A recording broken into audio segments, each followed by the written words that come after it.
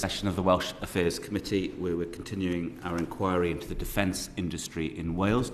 Delighted this morning to be joined by James Cartledge MP, who is Minister of State at the Ministry of Defence for Manny's Minister of State for Defence Procurement. Welcome. Joined also by Major General Elizabeth Faithful Davis, CBE. Welcome. And Barney Kistruck, OBE, from the MOD, but it's Director for Industrial Strategy and Exports. So welcome to you all. Perhaps I can start the conversation, Minister, by referring to comments from the Defence Secretary recently about UK moving from a post-war to a pre-war world. Perhaps you could just give us your thoughts on what he meant by that and the implications for defence supply chains in the UK, but obviously from our point of view, how you think it could affect the defence industry in Wales. Well, first of all, Mr. Chair, thank you for inviting me. It's a pleasure to be here and in front of the committee. And I think it's very timely. So in terms of what the Secretary of State said, he was referring obviously primarily to the global situation that we face. It's self-evidently of a heightened nature in terms of military tension. You've got the first land invasion in Europe by an alpha military power since the Second World War, which obviously Russia's invasion of Ukraine. We have the situation in the Middle East, where we've had our own naval vessels under attack, protecting freedom of navigation. And I think what he was saying is, in that context, where we've previously had not full peace, but we had a period where the primary military challenge was in respect for what we call counterinsurgency, particularly in the Middle East. That is challenging for the service personnel involved, and it's far from straightforward, but it is very different to the threat of state-on-state potential conflict, particularly with major military powers. And so it's about changing the mindset to be more ready as more war-ready as a nation. And I think what that means for industry is, and for MOD, from my point of view, that is the key, if you like. My key nexus of influence in the department is industry, is ensuring that we improve procurement and we ramp up our production of the core defence materiel, not least of all munitions, so that we are better able not just to prepare for war, but to do so in the best possible way, which is deter it from happening in the first place by sending that powerful signal to our adversaries. So finally, in terms of what that means for Wales, the most important point is perhaps the most fundamental and straightforward one in a way, which is that this is about the security of the whole of the United Kingdom, and Wales obviously benefits from that as one of its constituent nations. And I think you've seen a powerful speech this week from the Prime Minister talking about this unfortunately darkness we face in the world, the threat from adversaries, and why it's so important to him and therefore the government that we increase defence spending to 2.5%. And I think all other things being equal, whilst we obviously cannot say exactly what that would mean for Wales in absolute terms, by definition it will see an increase for the UK as a whole, which should benefit Welsh defence industry and related civil industries. So that political signal that is being sent out from senior ministers and the Prime Minister in his speech on Monday kind of underlined it, that signal around the seriousness of the times and kind of multiple threats that are facing UK and Western interests. I mean, would you say from your contacts already with the supply chains across the UK that they are hearing that signal and they are anticipating significant uplift in the kind of expenditure that's being felt throughout the UK? Well, two parts. First of all, it's not anticipatory. We have placed, ever since we started gifting munitions to Ukraine, we started placing contracts for the replenishment of that gifting, particularly with, for example, things like LMM, which are the light missiles that we have gifted to Ukraine, which are very important for our armed forces. We've placed contracts, as you know, for 155 ammunition, which includes production in Wales and Glasgow. And so that is already underway. But in terms of anticipation of further orders, absolutely, that is not enough to get us to the point where we want to have the most important thing, which is what we call always-on production of munitions. We discovered when Ukraine was invaded, we had provided them with key ammunition like, as I said, like LMM, famously the NLAW, and discovered that the supply chains for that ordnance was so weak because of course we'd had this period of peace where orders were much smaller than we see today. And so a key priority has been to get enough funding in place to stand up a munition strategy, which we will now be delivering, which is point one, the Prime Minister's speech in Germany when he committed to, Germany-Poland visit, when he committed to 2.5%, which is firing up the UK defence industrial base. So that is additional orders, but very significant, and it's an additional £10 billion over 10 years for munitions, which in total is £25 billion over 10 years for munitions for the UK armed forces. You referred to the NLAW there, which had some repute during the conflict in Ukraine, and obviously I think that's Northern Ireland manufactured and has helped kind of shine a spotlight on capabilities in Northern Ireland. When it comes to the ongoing conflict in Ukraine, are there any specific capabilities that the Welsh defence supply chains are contributing to in that conflict? So one very important one. So I was in Belfast very recently at Talis, their plant there. It's a fantastic plant. That's jointly manufactured with Sweden, but the assembly is in Belfast, supporting many jobs and lots of demand around the world, which we're determined to capitalise on. In terms of Wales, I think a really important point to clarify is that Wales will be playing a very important role in the development and manufacture of drones, specifically for Ukraine, also ultimately therefore for our own armed forces. And that's a really important role because, first and foremost, we've all seen how uncrewed systems of one form or another, particularly UAVs, i.e. flying drones, for want of a better phrase, but also in maritime. You know, we've seen one of the most extraordinary naval turnarounds, arguably in the Black Sea, which has involved new technologies. I can't go into the precise detail, but what I can say is in Wales it has this great asset, which is the ability for test and evaluation of uncrewed systems. So working around that, we're going further with development and then manufacture. I can't talk about the specific capabilities or the companies, but what I can say is Wales is manufacturing and developing drones which will be used in Ukraine, and that is a very significant role. I think Ben and maybe other colleagues want to ask more specifically about drones a bit later on in the session, but Tonya. Yeah, thank you, Chair. You've mentioned, Minister, about the 2.5% increase in spending, and then by definition it should end up in Wales. But what steps are you taking to ensure that increase in spending, is actually in Wales? And there's obviously been a lack of spending in recent years, but how can you make sure that it is going to be spent in Wales? Well, just a couple of points. I'm sure this was a slip of the tongue, but it's not a 2.5% increase. It's an increase to 2.5% of GDP, which in cash terms between where we sit today and when we reach 2.5% is £75 billion. It's a very significant increase. Just to clarify, in terms of you're talking about lower spending, I mean, it is notable that when we talk about defence spending on industry in Wales, i.e. Welsh defence businesses, on defence in Wales, our calculation is that it increased by 155 million from 2021-22 to 22-23. That's an increase of 25% to £780 million. So that's actually a very significant increase.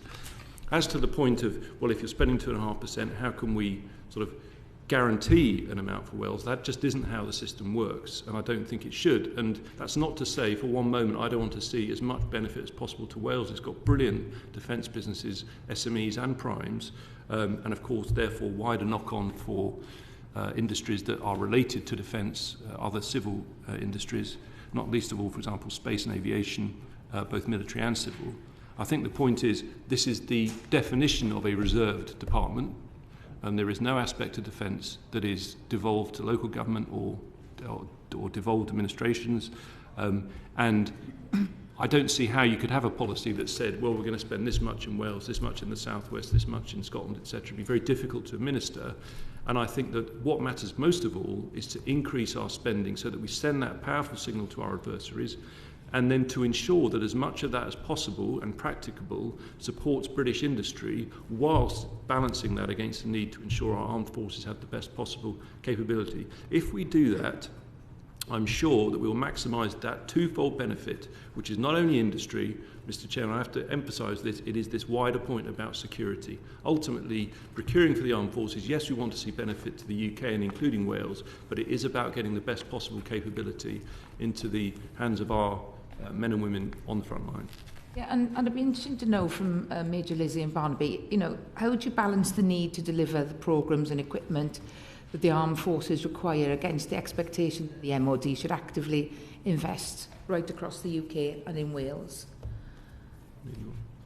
Yeah, so I think that you know, there clearly is a balance to strike there. As the Minister said, I think the way that the MOD approaches this is by ensuring that we are procuring the equipment that the armed forces need, and the procurement process itself is somewhat sort of place agnostic. Yeah. I think where the MOD needs to work with industry is making sure that there is the capacity across the United Kingdom to produce this type of equipment. And I think that you look at some of the work that industry is doing and the armed forces are supporting in terms of STEM skills across the United Kingdom. That is about making sure that there is the skill base and the workforce base across the United Kingdom. And the support to sort of entrepreneurial spirit across the United Kingdom, so that these businesses can be successful in what are sort of somewhat place-blind competitions.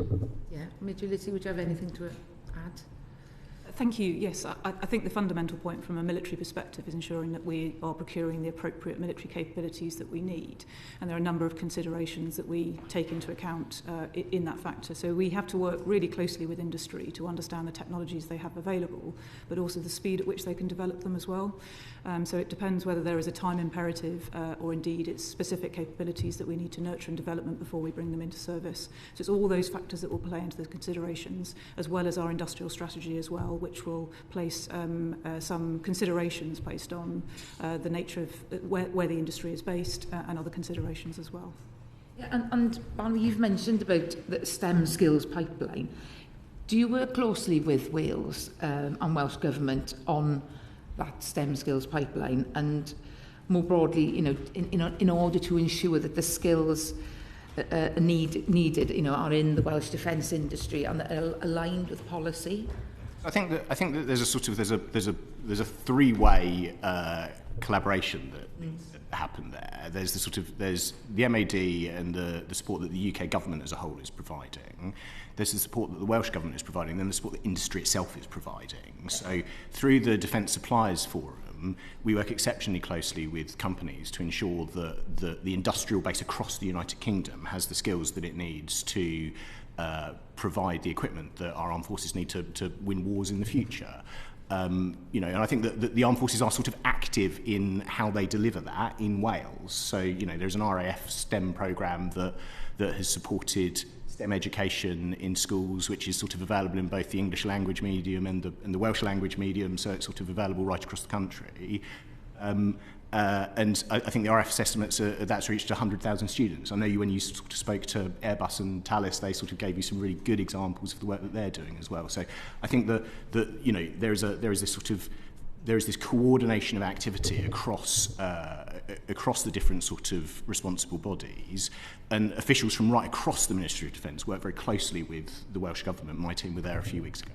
And can I just add, because it's a very good point Barney's made. I mean, my experience of visits, and particularly when I went to Wrexham with Sarah, was that you know, the Army in particular is really crucial to the sense of Wales's place in the Union. And I think that engaging with the young generation is really important. I think the Army visited something like 68 schools, or made 68 school visits last year. You may be aware, we were very proud of this, the Army was voted 3 years on the trot the best apprentice employer in the country. And I think that, you know, the presence of our forces, particularly in those towns where they're based, but also the opportunities that are offered, I think the armed forces themselves are a brilliant way of communicating that and getting that enthusiasm for STEM and the skills that you need, particularly with the way that, frankly, recruitment will change in the armed forces in terms of the skills people need are changing and evolving in the face of technological change. Like many colleagues, I've been on the Armed Forces Parliamentary Scheme, and I used to be a teacher, so I know... There you go. Well, I'm really... In both sides. To be honest with you, I'm very enthusiastic and keen that our young people know what opportunities are out there, whether it's through cyber and, and all, the future opportunities are there, and it's very exciting to see. But our inquiry has shown that we need to raise awareness, and I just, the range of careers are great, but it's not cutting through. And even though those visits are there, what role do you see the UK government having, Minister, in order to push this further, particularly in Wales? I mean, it's a really clear point, right? And this is UK-wide. Because people is the biggest challenge, I think, across the country. When I speak to businesses in my constituency, they say that. I think it's true in many sectors. Virginia's been very active on nuclear. Well, we have a certain announcement later today, but, the skills challenge in nuclear, civil and defence across the whole country, the skills challenge is massive. So we are very alive to that in defence. But I think we have one big benefit, which is the mission statement, because what we've seen in recent months with the activity in the Red Sea, with what's happening in Ukraine, etc., and particularly the announcement on spending, because it's shown that the UK government is backing its armed forces, we've seen a real increase in activity in our recruitment fora and people wanting to join our armed forces because they see that it's got the backing of the UK government, and I think that's a powerful message in every part of the United Kingdom. Major Lizzie, have you got any experience in this field, which you have? Yes, well, as a mechanical engineer myself, as by background, so I've obviously sort of gone through that educational process and worked with young men and women across the nation through a previous role with the Army Presentation Team. So I was one of those teams that travelled around the schools talking about not only defence, but also the defence enterprise writ large and the opportunities in terms of education development and the role that they have within society.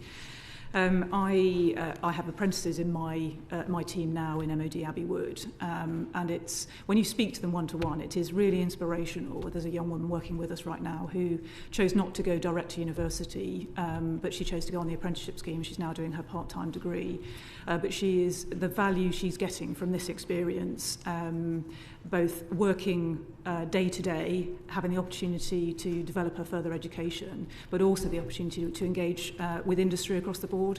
So she recently went on an industry visit with me, and so she had the opportunity to speak to fellow apprentices in industry. So she's seeing all of those perspectives of the defence enterprise whilst being on an apprenticeship scheme hosted by the Ministry of Defence. It is a really challenging environment across the nation, and the more that we can do and openly advertise the roles and opportunities of STEM careers is fantastic, and a number of the professional institutes also contribute to that, and I've spoken with the Institute of Mechanical Engineers in the past about those opportunities for STEM, and as a senior engineering leader in defence, I feel I have an important role to continue to express that message. So have any recent MOD contracts with your strategic suppliers in Wales included this requirement or expectations for the companies to offer apprenticeships or other skilled programmes as part of those contracts? Is that something that happens?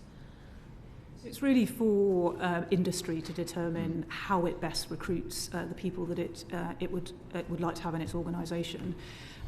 So I was recently visiting General Dynamics in Merthyr Tydfil, and so I had the opportunity there to walk the factory floor space and discuss the active recruitment they've been doing in the local area to bring young people in and upskill them in those engineering skills. They are integrated on the shop floor from day one with both military, civil service, as well as other members from the local community who are already working there. And I think it's a sense of pride that they're able to recruit those people from a local area and upskill them. Certainly what I saw in that particular example was a recognition that you need to build up those skills gradually to give the individual the opportunity to develop specific areas, have the practical experience then applying those skills, and then you start the upskilling again. So it's an iterative process for those individuals to grow their skills in their time with that organisation. Thank you, Tonya.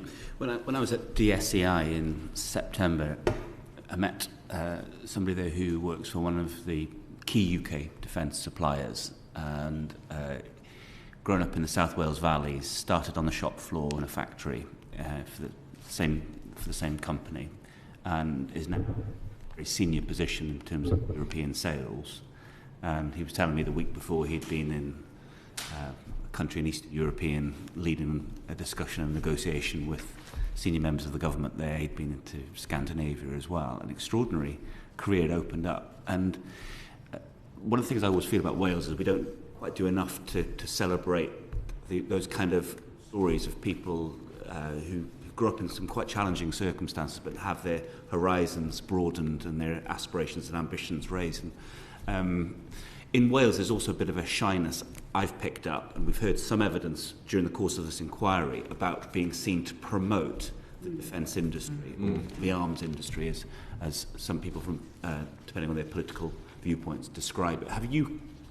Do you, in your work, do you pick up any of this perhaps reluctance within Wales to really be seen to be pushing defence careers and the defence industry? I'm looking at Major Lizzie there. Yeah, so I don't currently work in the recruiting field, so I'm not actively speaking to... Not much about recruitment to the armed forces, but around the defence supply chains, the industry. Yeah, so again, from the individuals that I have met that are now working in that industry, they are very proud to be learning a STEM skill. That is what they're really passionate about, is engineering and hands-on experience. In the conversations I've had, none of them have expressed a concern about the fact it's the defence industry. It is what industry is accessible to them where they live, and therefore, by default, if it happens to be a defence industry, then that is welcomed.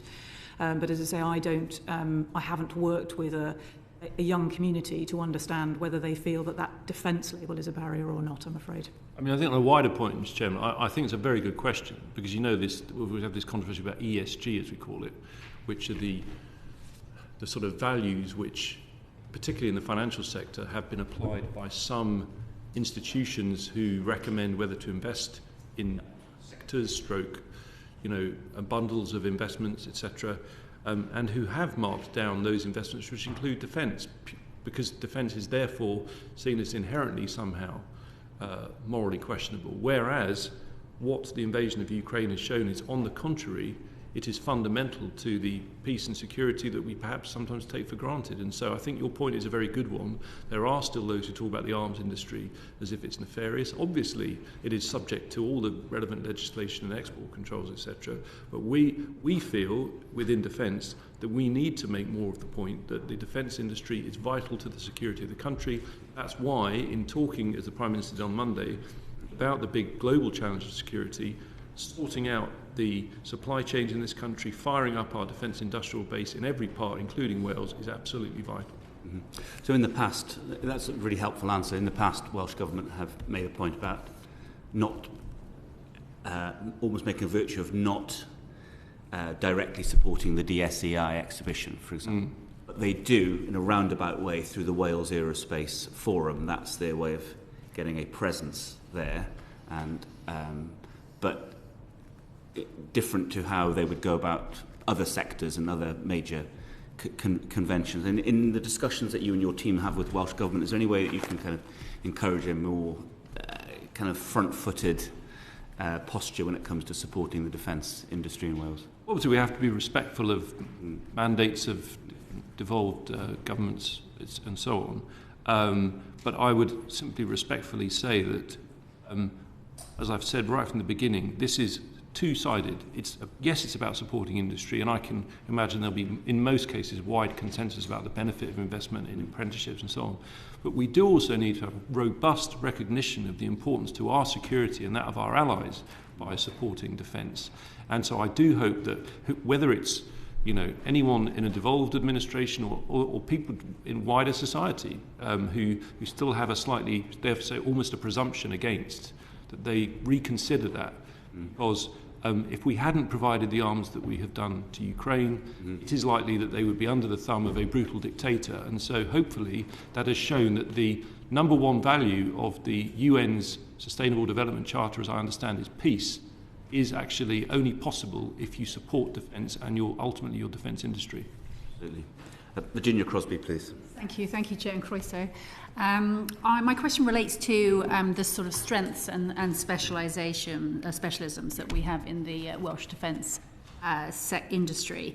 And you kindly visited RAF Valley a few weeks ago, and RAF Valley, we've had significant investment and where we train the pilots for the next generation. But in terms of those strengths and specialisms, how is the MOD actually developing those sectors, particularly in Wales? Well, thank you very much, and I very much enjoyed the visit. I think RAF Valley is absolutely fundamental to the RAF and to wider defence. Obviously, such a key role in training. Yes, there's the, dare I say it, the glamorous side, which is the fighters, but we also, I had the pleasure of going on a Jupiter, which is the rotary training aircraft. We went over the Welsh hills, which was a slightly bumpy experience at the time. But I think the key thing is there are a range of ways we can support. But if you look, Wales does have a number of specialisms, and we should be supporting those. One, of course, aviation, very important. So, I mean, for example, we know about Airbus and the importance of Airbus and their aviation investment. The RAF Voyager, which is the in-flight, the refuelling aircraft that we have, this is a really important asset for defence, but it's also something which a number of our international partners are interested in. So I've been at either international defence fairs or in bilaterals with allies and partners where I have promoted that capability. There's a lot of interest. I'm pleased to say we don't talk about individual campaigns, but there's a lot of it. So that, if we can strengthen those campaigns, that will massively support investment into Wales and those important jobs in the aviation sector. There's a particular specialism in cyber. We know we have the cyber cluster, and I think that speaks to, in many ways, the points that General Lizzie was making about STEM, because if we can also support the skills agenda and ensure that Wales has that throughput of pupils, students, graduates coming forward who have those skills, that's also really important. And of course, that is not necessarily directly in Defence's hands in the way that procurement or export campaigns are. As was said earlier, that's about working in partnership with involved administrations and industry, of course. Thank you.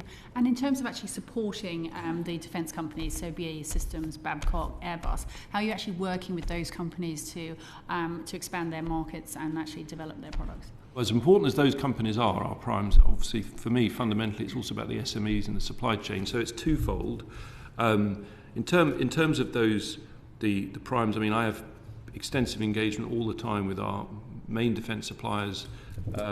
As you listed some of them, of course, there's also in Wales, Kinetic, Raytheon UK, and so on. But particularly keen to engage with SMEs to ensure that we have a vibrant SME sector, because actually a lot of the great innovation comes from SMEs. I held a forum with Welsh SMEs last November at the Space Forge site in Wales, and it was interesting for me to reflect that what I heard from SMEs in Wales was very similar to what we hear from SMEs in other parts of the UK. Some of the pluses and minuses of what they felt about procurement, etc. And I think a key way to provide that support, Ms. Crosby, is around the way we support early stage startups and innovation. Happy to say more, but this is data and some of the other routes we have to supporting early stage ideas and helping them get through. And I'm conscious that Wales has many valleys, but the valley we're concerned about is what's called the Valley of Death, where startups or early ideas fail to break through and become a deployed, used capability in the armed forces or with international partners. And we want to focus more on that. So my final point, I think that's why it's so important that the Prime Minister, in making the speech that he did on 2.5%, stressed not just the quantum, but the fact that more of that will be in research and development and technology, thus supporting innovation and SMEs. Thank you. And then my last question relates to levelling up. We've seen the salaries in the sector are significantly higher than the average salaries in Wales, and the wage premium of 20 to 25% in the defence sector. You've spoken about apprenticeships, you've spoken about going into schools to talk about the armed forces and careers in the armed forces. But my question relates to the 10% minimum social value weighting applied to MOD procurement. Could you elucidate on that, please? Just to be clear, I announced a few weeks ago in a written answer to Ms. Atherton that I'm considering a rapid review of the way that the MOD procurement interacts with social value rules. Just to expand a bit more on that, obviously I'm not going to prejudge what that review comes out with, but I think social value rules can be highly effective. It's worth stressing they are cross-government. And so one thing I'm considering is whether, particularly in light of the context that the chairman spoke about right at the beginning, whether we should be having, increasing the degree of, shall we say, bespoke MOD rules, because we always like to think that defence is special. I think in the current context it is particularly so. There is, and perhaps this is an important point also on the wider debate that we had earlier on, off the shelf, made in the UK, etc., which is that in a heightened situation of tension, there is a greater premium on sovereign resilience. And so I do think we need to consider this more.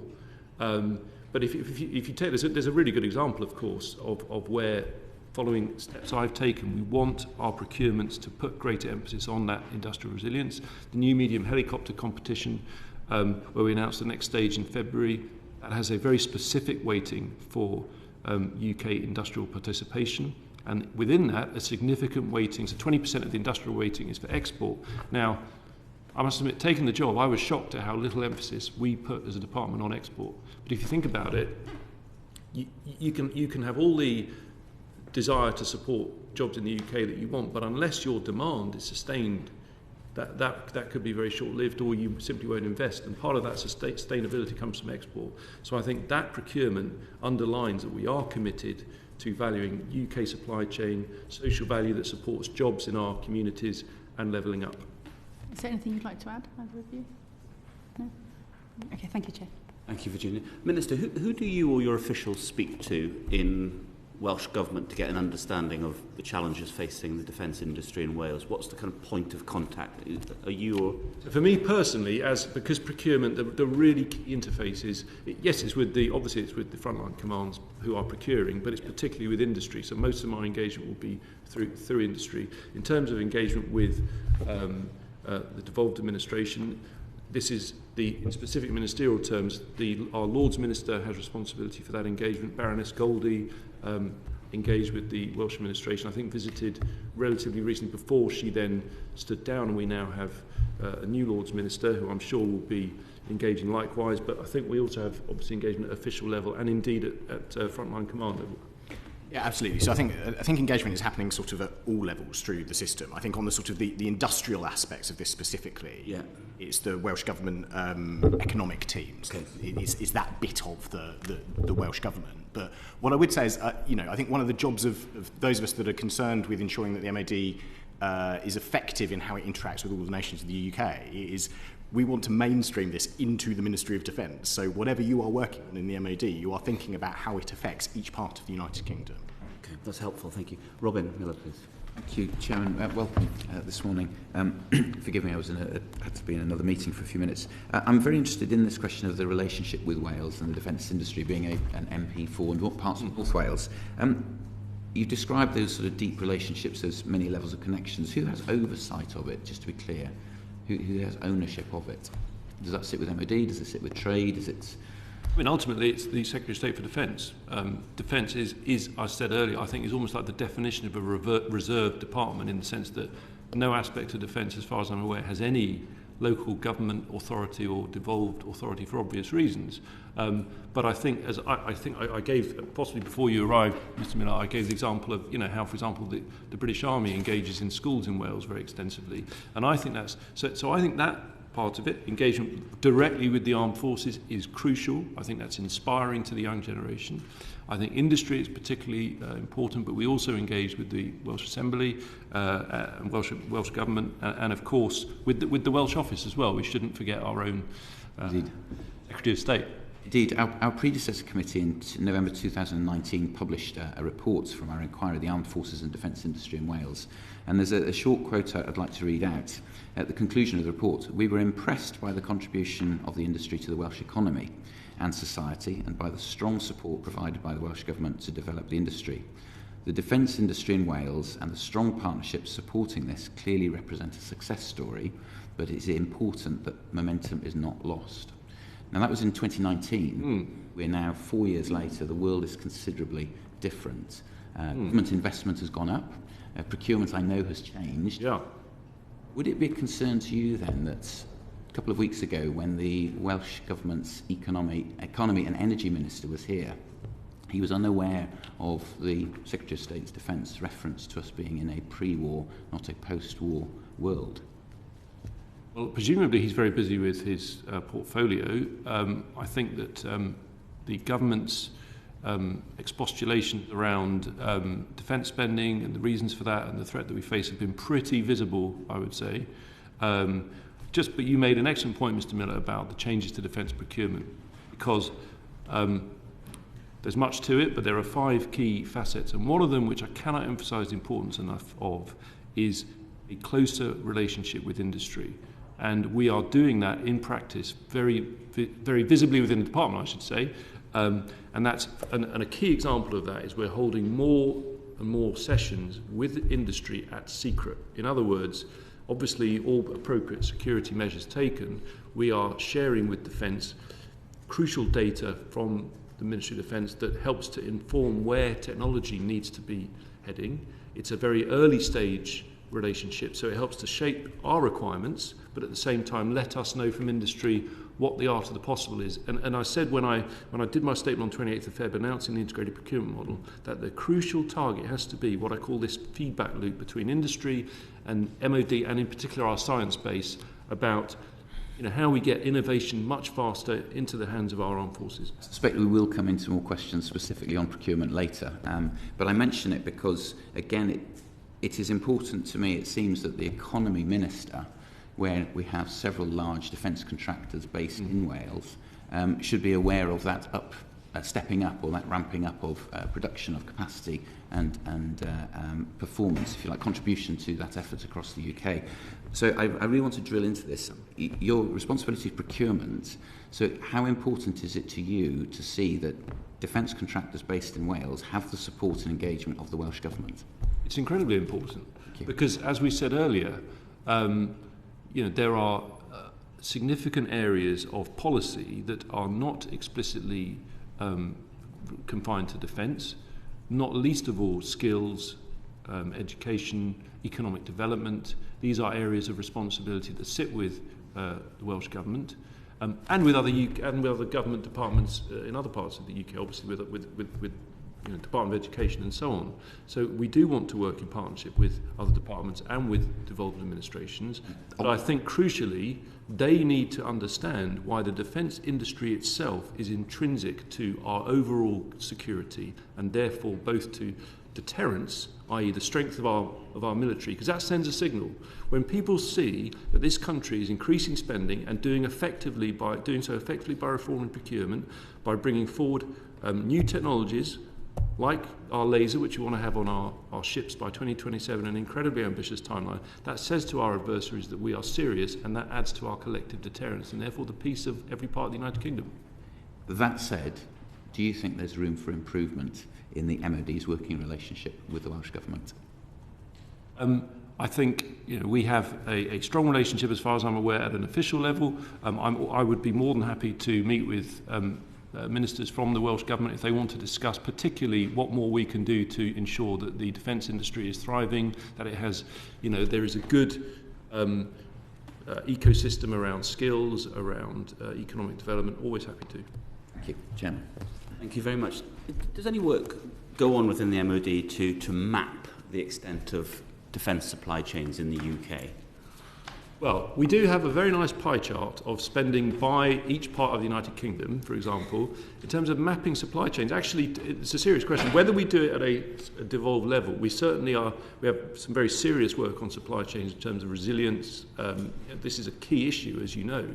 In fact, it's interesting when you talk to companies themselves, have you mapped your supply chains and worked out your vulnerabilities? So I think from a core defence point of view, as in national security, there is an urgent need across the UK to look at supply chains, where our dependencies are, and ensure that we have supply chains where we're not overly dependent on, shall we say, either vulnerable suppliers or in parts of the world where perhaps we didn't have such dependencies.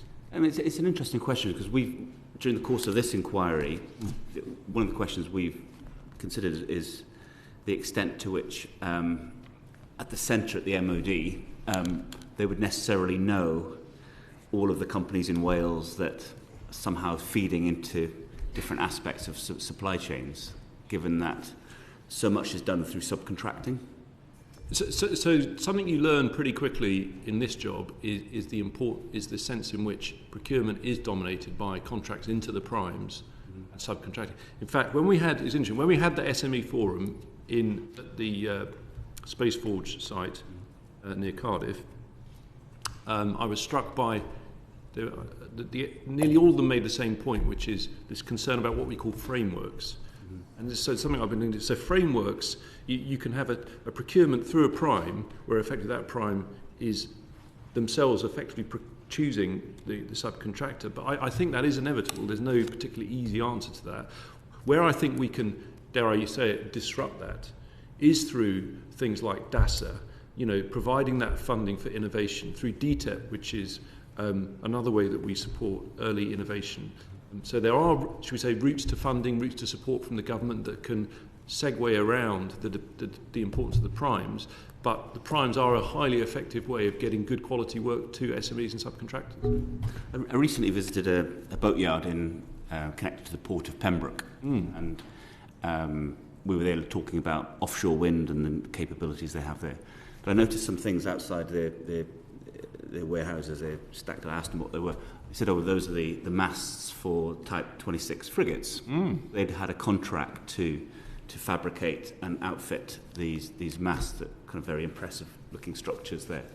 And I had no idea that they were involved in such a significant part of the defence supply chain. I mean, that kind of information, would that be captured within any branch of your organisation? This is definitely a question for DNS, and I think perhaps some of the reforms we're putting through the gateway in terms of the interface between industry and DNS. But I totally agree. I've always been struck.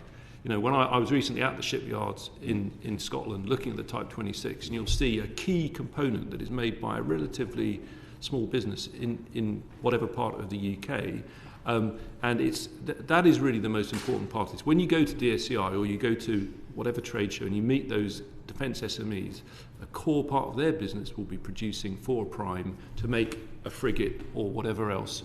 And that, I know in Wales that will be vital, but in terms of how we detail that and get the data, I will pass to General Lizzie. So this isn't my specific area, but it's something that we have increasingly invested time and energy into understanding that supply chain and the interdependencies across all of those industrial sectors. And it's become increasingly important, the reasons why, over recent years. So the Defence Equipment and Support as an organisation are undergoing a operating model change to enable us to be as effective and efficient as we can be in the modern age, to cater with the pace at which the threat is changing and the urgency with which we need to procure new capabilities. And as part of that system, we are establishing a gateway, which is our direct interface with the Ministry of Defence, the frontline commands, and also with industry, so we can have a consolidated hub there that is able to gather that intelligence across the industrial sector to enhance how we do that work and making sure we're directly sharing that with the Ministry of Defence so that we're all working from the same logic and assumptions. And the delivery teams who are doing the direct engagement with industry on specific projects will then feed that information in centrally. So it's absolutely something we are trying to do more of and do better, but we already have a reasonable level of supply chain analysis in place. That's encouraging. So in this case, it's Mainstay Marine, and they're a subcontractor into, I think, STS Defence would have been. But then I'm assuming STS would have themselves been contracting higher up the chain. But I'd like to think that that shipyard in far west Wales, that somebody within the organisation is on the back of what they're delivering for the Type 26, learning about that capability and seeing whether there's anything further they could be doing to give them an opportunity to expand. I think I'm right. We always hold engagement days for specific procurements with the prime or SMEs. Yeah, and we require the primes to have SME champions to help support that work. On the specific sort of question of supply chain illumination, there are dedicated programs within the MOD to get after this. I think it's probably one of those things where a combination of COVID, the conflict in Ukraine, challenges in the Red Sea, you have highlighted to everybody the essential need that we get better at understanding, the full range of our supply chains and where there are specific vulnerabilities within them. I suppose what I'd say is this is also a challenge that all of our partners are dealing with. So there is a NATO strand of work through the Industrial Production Board to look at NATO supply chains to ensure sort of common resilience. I was speaking to sort of Indo-Pacific partners a couple of weeks ago. They're challenged by exactly the same thing. So I think this is something that sort of all of our allies and partners are getting after at the same time, and where we can learn lessons from what others are doing well, we absolutely will do that as well. Okay, great, thank you. Just briefly, Minister, outline the integrated procurement model and, in essence, what the change is and why that creates new opportunities. So, always important to stress that on the day I got the job, there was a vote, and I was walking around through the lobby, and colleagues came up to me and said, congratulations, and nearly all of them said, and you've now got Ajax. And very conscious of this point that whilst an Ajax, which is obviously has a strong Welsh story and is, I think, a fantastic capability, I think we can all agree that it became associated with a negative perception of UK defence procurement in many ways. And it's not the only programme. When I made my statement on February 28th, I listed others that have been under successive governments, and this perception that procurement was failing. Now, first of all, before I outline what's in it, I want to absolutely stress there's been a great success story in procurement, which is what we've done to get munitions into Ukraine incredibly fast, particularly from DNS. And we should be very proud of that. But putting that aside, putting individual programs aside, there's a very simple reason why we need to reform defence procurement, is so that we remain competitive with our adversaries who are, as you know, ploughing ahead with enormous investments into innovation and so on. Obviously, much of which we don't necessarily know about and certainly can't necessarily talk about. But in terms of the reform, it's got 5 key elements. Perhaps the most important one is it's called the integrated procurement model for a reason.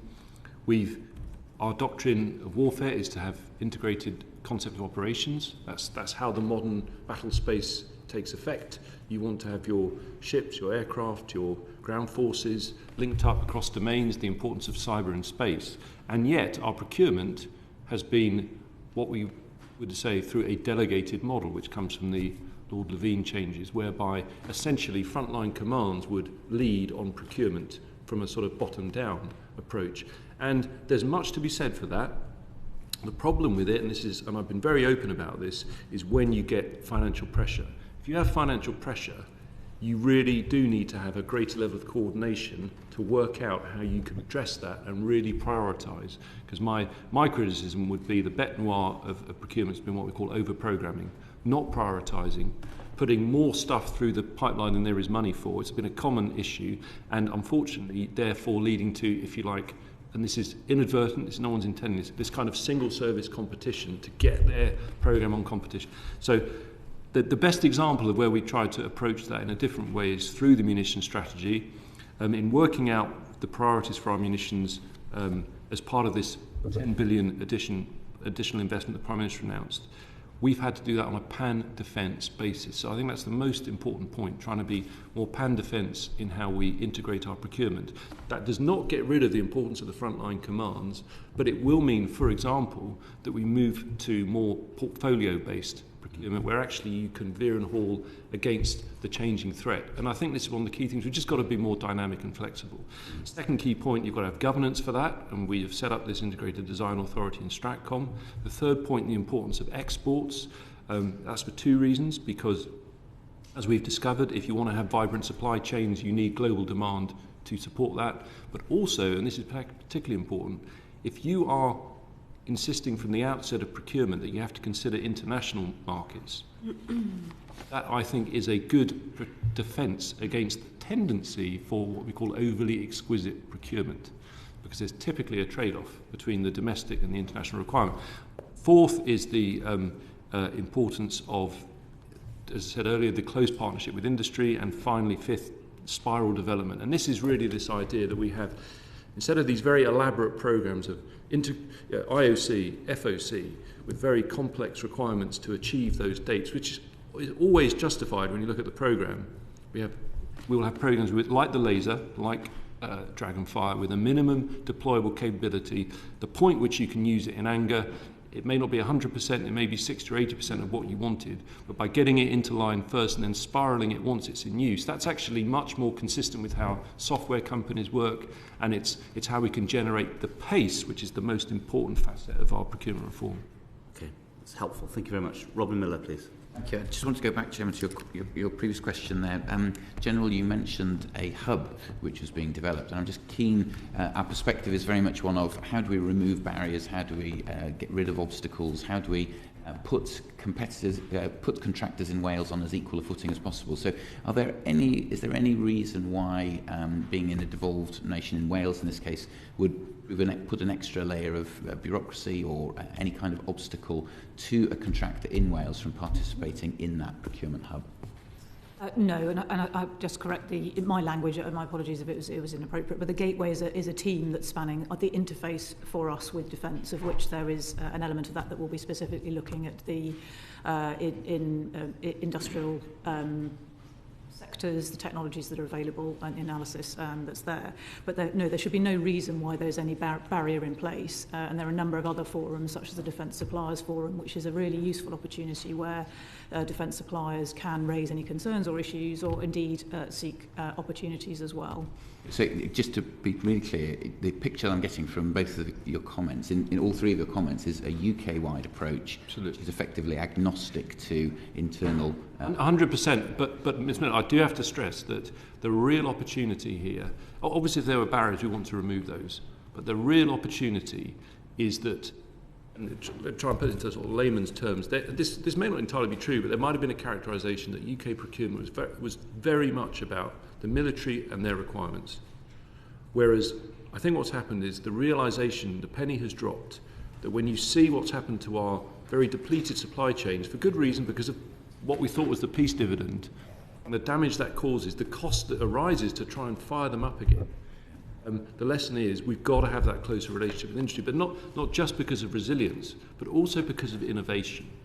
Because I said it in my statement in February, I've spoken about this many times, I think it's still my most positive experience as Minister for Defence Procurement, was a visit to a UK SME last year who was developing a highly capable drone that we were sending into Ukraine. And the thing that got me when I was there, it was only an SME, was that they were getting feedback from the front line, and spiralling that capability within hours and days to get it back so that it had a competitive advantage restored against the Russian threat, to put it bluntly. And I saw that and thought, going back into my office, the usual sub saying, well, Minister, this is the time span for this procurement, which is usually many years, and that will remain the case for nuclear submarines and so on. But this is all about edge. It's cutting edge, having a competitive edge against your adversary in the battle space, and that's about technology, it's about software, it's about how you deal with issues like electronic warfare. We've always focused on the big shiny thing, whether it's the missile, the tank, etc. What will matter, and does matter now in the battle space, is how you deal with things like electronic interference, the digital space, cyber, and of course links to space and satellites and so on. And one quick final question. These are on much wider issues, but your point there about that feedback and about the ability to sort of rapid, fast-fail model of software development, parallel, I would suggest. Agreed. Do we have that capacity, or is that an aspiration that we're moving towards? It's a good question. So when we announced so I did my statement in February. The integrated procurement model went live on April the 8th, and we announced that week our decision on Dragonfire. And Dragonfire very explicitly had, instead of IOC, FOC, it had a minimum deployable capability, and the whole approach is to say to the department, please, let's focus on doing this as fast as possible, obviously subject to health and safety and so on, but nevertheless trying to remove barriers so that you get this into use as fast as possible. Because as you said, you used the phrase fast fail. It's spot on. Even if it were to fail, and actually it's had a lot of positive tests today, even if it were, you'd still learn from that. But you could spend a year competing, you could spend 2 years. In that time, our adversary is racing ahead. So it won't apply in every single procurement, and there will be limitations, but I think that embodies the sense in which we are seeking as a department to embrace the idea of pace, spiral development, and ensuring that we maximise our competitiveness. This is really encouraging, and it fits with the responses I've had from contractors in Wales. Chairman. Thank you very much. Sarah Atherton, please. Thank you, Chair. I've got a few questions specifically about some procurement projects, and then a greater deep dive into Valley. So thanks to Virginia for letting me have that question. Ajax. Yes. I knew it was going to come up. General Dynamics and the Merthyr site. So what discussions have you had around the future of that site post-2029 when that contract ends? And more specifically, about the skilled workforce you have there. There's about 800, I think, employed at Merthyr and the supply chain. So what discussions are you having around the future of that site and the future of that workforce? Well, the focus is fundamentally on the capability, obviously, from a defence procurement point of view. I did meet the GD management team at DSEI, but I will be making a formal visit next month to the site in Merthyr. I've also had the pleasure of testing the vehicle with the Army in Bovington and seeing this. This is a highly capable vehicle, and I think it's, the narrative has been negative for reasons that we're all familiar with, and in many ways will have been challenging for my predecessors. And we've undertaken, as you know, the Sheldon Review, with detailed recommendations arising from Ajax. But I think the story is now much more positive. It's undertaken 30,000 kilometres of what we call reliability growth trials. This is the sort of, test and evaluation of that equipment in war, potential warfighting scenarios. Testing it out through a whole range of different scenarios, like it would face if it was deployed. Probably, I said test and evaluation, I probably should have meant trials, slightly different. Anyway, it's being, and the regular Army are now training on Ajax, so all in all very positive. In terms of the company as a whole, the most important thing is to keep it vibrant, and that's why when we visited the Saudi Arabia Defence Fair recently, Ajax was on show in desert colours, with the Chief of the General Staff, myself and other senior members of the Army. I think there was a huge turnout from UK government, other ministers, so myself, Lord Johnson, who is the Investment Minister, plus of course Secretary of State and all the senior representatives of the Army. So it's a really positive turnout to show this capability to the world, because obviously export will help to ensure the long-term sustainability of the plant. General Dynamics again and Morpheus. £330 million contract, not without its problems. So what discussions have you had with General Dynamics on Morpheus and the Oakdale site and the future of that for tactical communications? So it's a very important question. The last update I provided in Parliament was that sort of around springtime we would hope to announce our plans for taking forward this procurement of Morpheus, given what happened with coming to an agreement on the existing contract with GD. The position is that work has been going on through the spring. It's been considered in the LROC, which is the Land Requirements Oversight Committee, essentially the Army's procurement committee, deciding if things should be taken forward in layman's terms. And in June it should be going into the JROC, which is the Joint Requirements Oversight Committee in MOD. Once that internal process has made a decision, we will then be able to talk publicly about the next stage of the Morpheus procurement. But you're right, it is incredibly important. I would say a positive out of a negative, which is that although it's obviously disappointing that we had to come to the commercial agreement that we did with Morpheus to cancel or to exit that contract and come to terms, it does mean one thing, which is we can learn the lessons from Ukraine actually and ensure that we are as up to date and relevant with the new procurement as it moves forward, because actually, it has really highlighted the incredible importance of communications in terms of the issues of of a denied environment with jamming and so on, the importance of satellite communications, etc., and how you deal with that. So I think we are still doing that work, and we will be saying more soon, but we are still committed to that. And in terms of Oakdale, the Bowman system will of course continue for the time being, and we are looking at what more we do with Bowman, and that is likely to provide continued work at Oakdale. Certainly multi-millions going into Wales. The Raytheon Broughton contract, 250 million for the RAF Surveillance Reconnaissance Shadow aircraft fleet, is due to end around 2030. To add to that, the maintenance work on the Sentinel fleet has now ceased. So what future opportunities are there for Broughton and more widely MOD Sealand? Two things. I wouldn't mind if I was able to chair the General who visited Merthyr only last week to add some more points, because I think there is an awful lot happening there. In terms of future opportunities, obviously I can't speculate on particular contracts because they will be subject to the usual procurement process, but I think the crucial message is, as I said right at the beginning to the Chairman, 2.5%, the journey to that is a significant increase in spending on defence. All other things being equal, this should provide more opportunities. And I think, and in many ways inspired by our discussions about social value, Ms Atherton, this point about whether we should be putting a greater weight on sovereign capability given the situation that the world is in is an interesting question. So I think in many ways, all other things being equal, much more opportunity coming forward in defence, and that should benefit companies in all parts of the UK, but including in Wales. But I just wanted to turn to General Lizzie about her experience with Ajax. Thank you, Minister. Yes, so I think in terms of the future employment angle that you were pressing on, I think one element that's really important to recall is as we bring equipment into service, it's then going to require upkeep and upgrading as it goes through its life in service, and that's always designed into the systems as we bring them into service. And very often the original equipment manufacturer will be a critical player in that ongoing support, and therefore those skills won't be lost because that original equipment manufacturer has the insights on those equipments. We are looking specifically at integrated operating services, which is how we do future support solutions, and making sure they're done in as efficient way as possible, but there'll be the opportunities for existing employers to contribute into that work.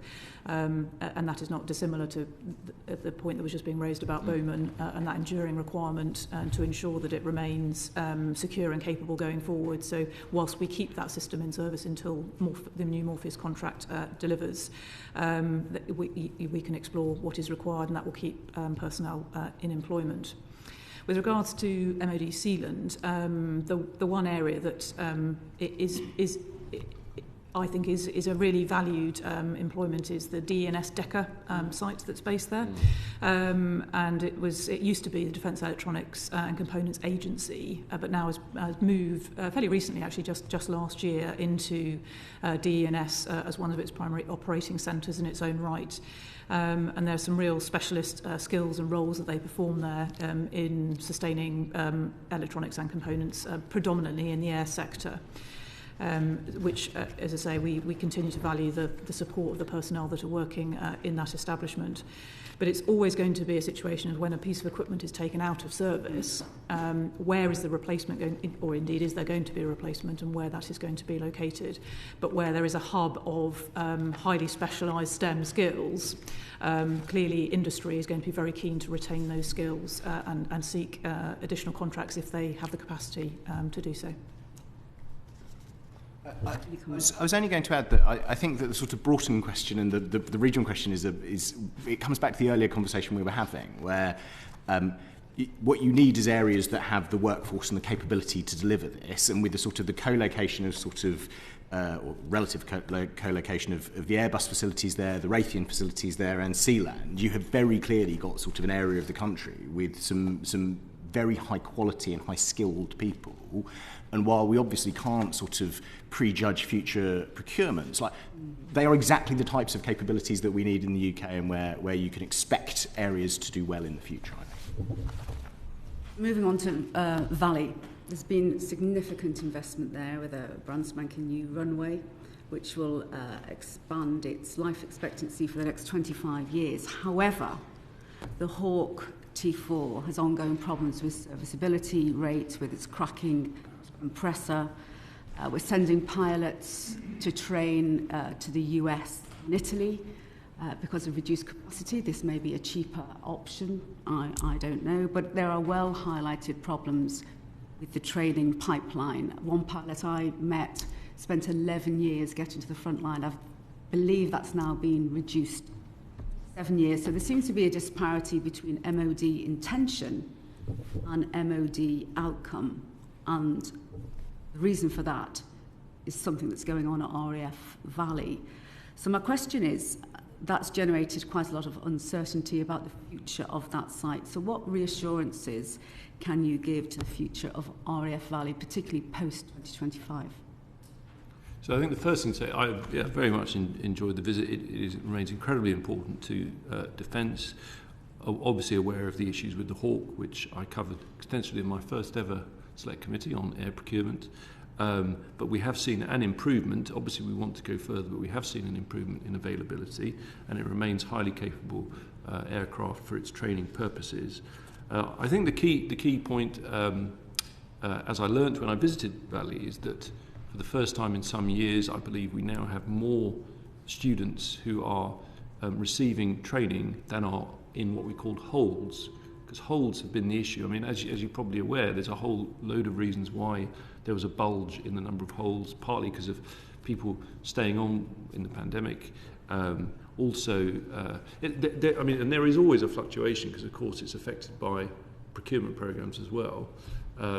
But I think that we are committed to ensuring that we run that pipeline as effectively as possible. There's a specific governance arrangement for that through the RAF. And I know when I speak to Chief of the Air Staff, this is a top priority for him, because we don't want people spending far longer than they would expect waiting to get their place in a training position. But I don't know if Lizzie, you wanted to add anything. I don't really have anything specific to add, but maybe just the point you talked about utilisation of spare capacity, as we did with providing training to support pilots from Germany and Ireland, and it seems prudent when we've reduced the numbers that we need to train in-house ourselves, that we're using that capacity wisely, so we'll continue to exploit those opportunities where appropriate, whilst making sure we're able to deliver our own sovereign capabilities.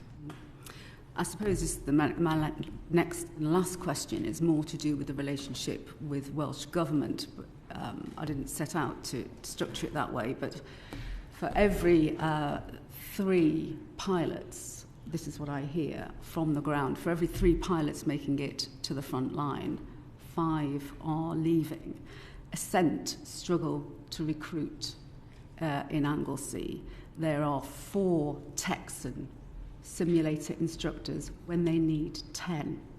And the reason I'm hearing is primarily the responsibility, the devolved responsibility of the Welsh Government, which is lack of accommodation and the fact that it's very, very difficult to get to Anglesey because of the road infrastructure. So sort of when you're faced with obstacles like that, which you will know about more than me, how do you broach that? Because this is impacting on the UK's operational effectiveness, but it's almost out of your hands really, because the effect is due to Welsh Government policy. Well, I think that that we all have a responsibility in this. The frontline command responsible for the site have a responsibility to engage as much as possible. I mean, my experience was that, and obviously one is very conscious on a visit that you see a certain side of things, but we talking to apprentices there, it seemed very positive. I accept the point about the inherent challenges of a relatively remote location, but it's been an incredibly successful site. What I'm happy to do, on those figures that you said, I'm not sure about those figures. I'm more than happy, Mr. Chairman, to write your committee with the latest sort of training pipeline figures, because it's incredibly important that we have the correct figures, and I'm more than happy to share those with you. I'm also conscious what I hear on the ground isn't sometimes the true facts, so thank you. Balance to be struck. Thank you very much, and thank you to Sarah. I should have put on record right at the start of the session, actually, that Sarah Atherton is guesting under the standing orders of the House from the Defence Select Committee and has contributed in numerous very valuable ways during the course of this inquiry. So thank you very much, Sarah. I think, Virginia, you had a very, very brief... Thank you. Regarding the Hawk T2 maintenance contract, what reassurance can you give the engineers at RAF Valley post-2040 for employment there? I mean, obviously, to be clear, that is a procurement we will have to go through in terms of any success to Hawk, etc. And I wouldn't want to, set any horses running on that or any expectations. It is an incredibly important part of the RAF's throughput of personnel, that we have the best possible capabilities available for them to train on. I think pretty much every single pilot who's serving on the front line with the RAF will have been through RAF Valley. Fast jet pilot. but as I said earlier, there are many other, Rotary as well. So we totally understand the importance of it. And of course, from my experience visiting, the importance of the site to your local economy. It's an incredibly important employer. So we do recognise the importance of that. And I'm sure that, in coming to any procurement in relation to any successor, we will be factoring in prosperity and social value in the usual way. Thank you very much. Ben Lake, please. Thank you, Chair. Thank you, Minister, and for attending this morning. There's been much comment on the need to enhance the UK's UAV capability and experience of the war in Ukraine. And I believe, Minister, you mentioned one facility in Aberporth, my constituency, at the top of the session. What role do you see that facility playing as part of the scaling up of the UK's capability? Yes, well, excellent question. In February, just before I did my procurement statement, I announced our uncrewed strategy, and a really key part of that is test and evaluation, because last June at Lark Hill, I held a round table of UK drone SMEs, and it was interesting. I said to them, what is the one thing you'd want government to help with? And they all mentioned Civil Aviation Authority / Military Aviation Authority and the rules and regulations around testing, because these are new capabilities. If you want to be able to get them into use, you've got to be able to test them. So Aberporth is incredibly important from a test and evaluation point of view. We will also have manufacturing and development in Wales.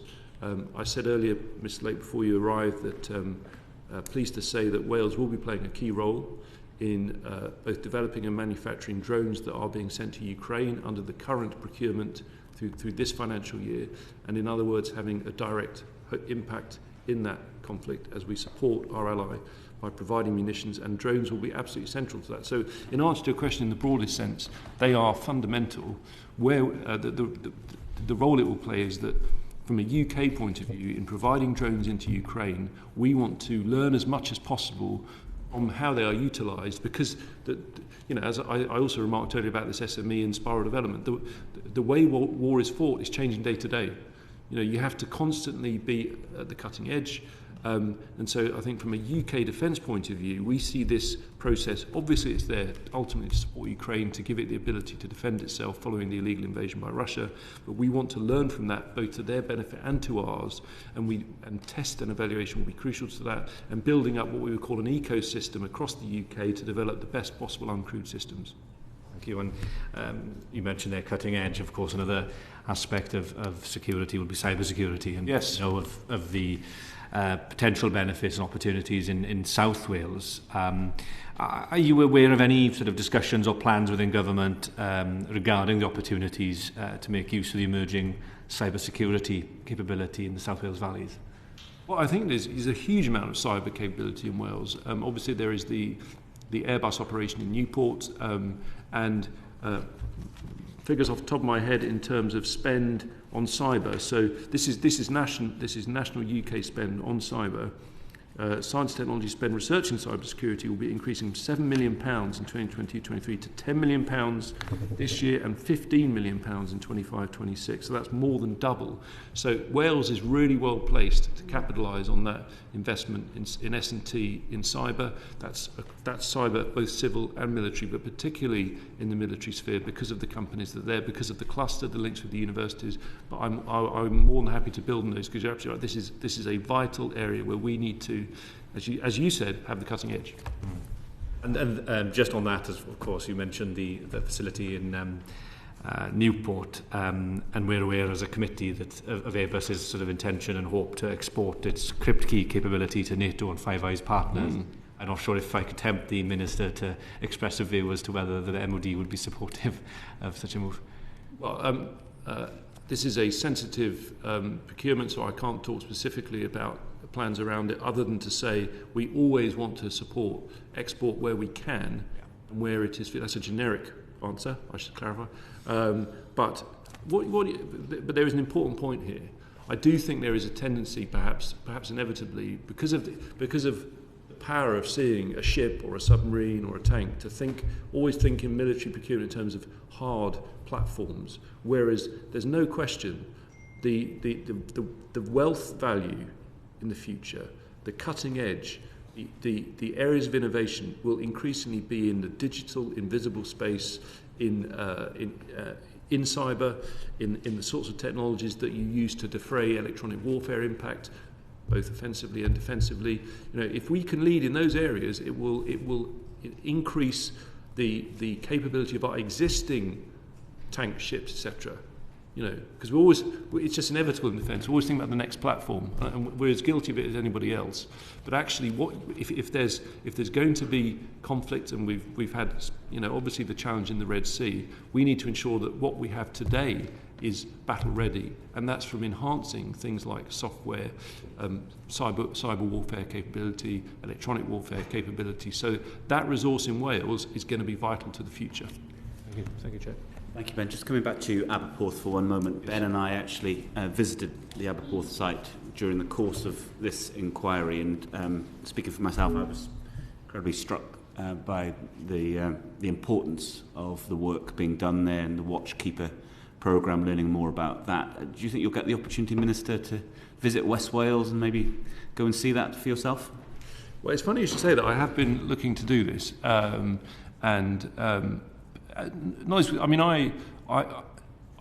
had a very deep interest in the uncrewed space. I think there is the big picture is that for all the concern about what's happening, and obviously it's terrible to see some of the pictures we get out of Ukraine, etc. Nevertheless, I see the technological space we're at the moment is an opportunity to transform the military, to have mass in a way that we've not had before. There is no realistic position where in the coming years any government's going to be able to say, well, we're now going to have hundreds more ships or tens of thousands more soldiers, etc. What you can have is greater mass of uncrewed platforms, both to have capability in their own right, but also particularly through ISR, through strike, through less glamorous things like heavy lift, to support your existing forces and give them survivability and lethality. I mean, classic examples of things like bomb disposal, etc. The technology is amazing, but you've got to be able to test, and for that, you need those sort of big spaces that we don't, as a relatively congested country, we don't easily have to hand. So Wales has an important role to play there, and I think that when you look at what it's got in terms of its links at university level, its clusters, the companies it's got, there is real potential to grow that, and so I think very positive. Thank you. Robin Miller, please. Thank you. Just to return to the issue of procurement again, we're obviously very excited in North Wales about the prospect of a new medium helicopter contract award, and that will have impact on jobs right across North Wales, I expect. Can you just update us on where we've got to, and also what will be the key factors in deciding which bidder secures that contract? Well, obviously recognise the huge merits of all the bidders. It's a competition, and I think we are limited in what we can say while it's under consideration. We're going through the process now of considering the various bids. I think the crucial point is, as I said earlier, and something I'm very proud of, we insisted on a strong weighting for UK industrial content, particularly design. And I just want to emphasise this point, because you might say, well, hold on, it's a relatively off-the-shelf, whichever option is likely to be relatively off the shelf rather than completely bespoke, which has the benefit that it can come into service quicker, it's more cost-effective.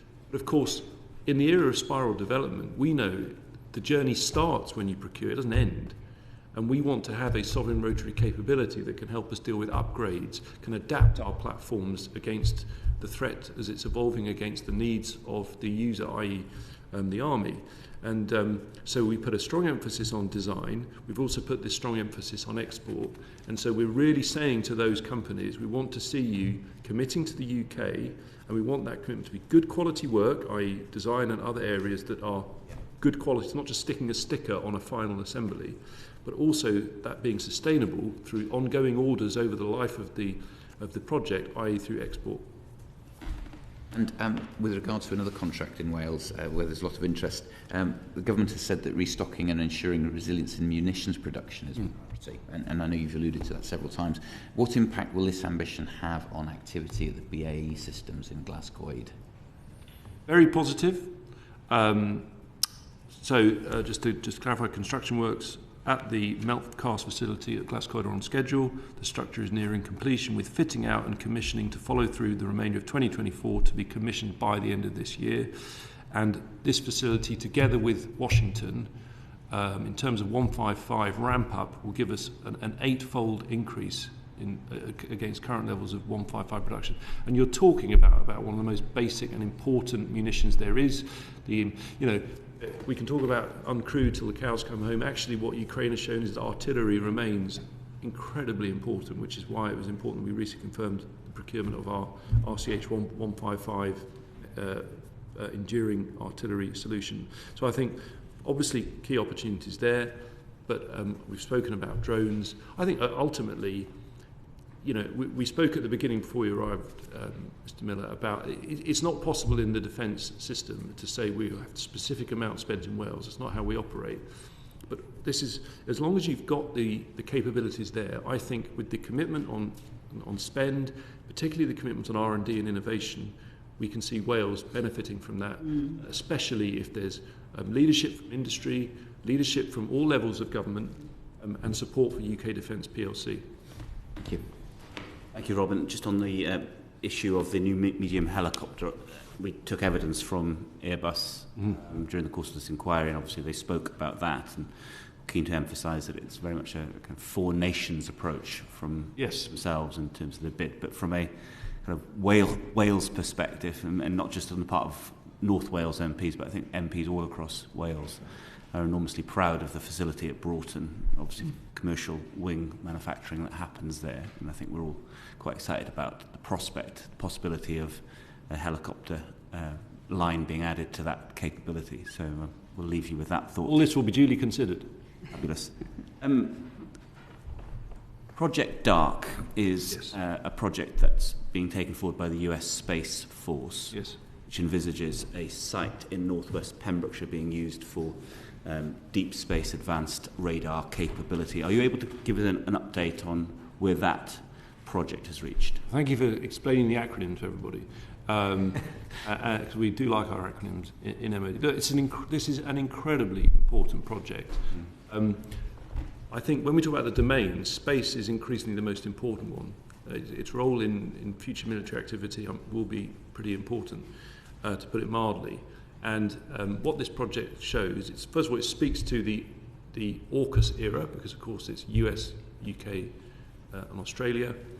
And what it will give us is the ability to track objects in space up to, I think it's 22,000 miles away in geo. That is an extraordinary capability. We'll be able to take in huge amounts of data, both for military and civil purposes. But that is the sort of cutting-edge capability we're talking about. Because it's the three countries, UK, Australia, US, it's 24/7 because of our coincidental but very helpful positioning at three different points in the globe, ensuring we can have 24/7 all weather. In terms of the position, at the moment we're conducting environmental impact assessments as part of the planning process. I believe that assuming that is okay, there would then be statutory consultation in the second half of this year, and then hopefully going into planning towards the end of the year. That's my understanding of the planning process. And in terms of looking to reassure people in West Wales that this is a good thing to host such a sensitive and important facility, are you able to say anything about potential jobs that might be created? Yes, so the jobs involved will be on the site itself. I did have a figure, let me just double check. It's around 100 people. It's about 100 people, on site. But I also think, because I appreciate, it's like any planning application, there's never been a planning application in the history of the universe where there aren't different views. It would be my sense as a Member of Parliament. But really what it talks to about Wales' role in defence, this is the key domain space. And this facility will play its part in ensuring the UK has cutting-edge space capability. I think that's really important. Wales should be proud of that. Obviously, it's subject to planning, and that's why at the moment we're working with the local stakeholders, Pembrokeshire County Council and so on, to ensure that if there are concerns, we address those. And so we'll work in a collaborative way with the community to ensure that we have that the project has as little adverse impact as possible. What in terms of its positive impact, I'm absolutely clear. This is part of our AUKUS programme. This is part of the UK showing its commitment to having cutting-edge capability in space, which is the key domain. Excellent, thank you. And I would just leave you with the thought of the importance of good communication with local stakeholders and directly with the local... Noted. As a constituency MP, noted. Thank you very much. So that brings us to we're just before 11:30, so we've bring our session to completion on time, in scope, on budget. Thank you, Minister. Very Time and much. on budget, we like that. And General Lizzie and Barnaby Struck, thank you very much for giving us your time and your insight this morning. It's been a really fascinating and helpful session. Thank you. Thank you. Thank you. Thank you. The proceeding has ended.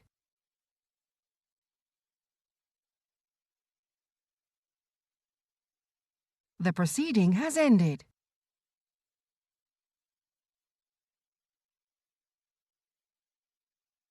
The proceeding has ended.